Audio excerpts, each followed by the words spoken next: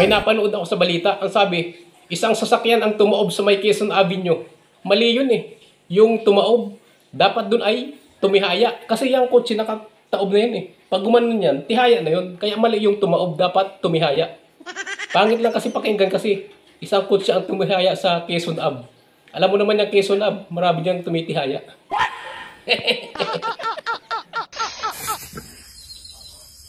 Isa pa yung may sunog. Di may bombero. Dumating yung fire truck. Mali yung tawag na fire truck dun eh. Ano bang laman nung fire truck? Di ba tubig? Dapat dun, water truck. Yung fire hose, ano bang dumadaan dun? Di ba tubig? Dapat dun, ang tawag, water hose. Paano masabi? Hindi totoo yan.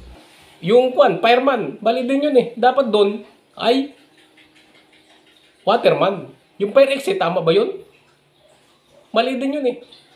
Kaya nung napansin nilang mali yung fire exit, binago na nila yun, nakalagay na dun, emergency exit.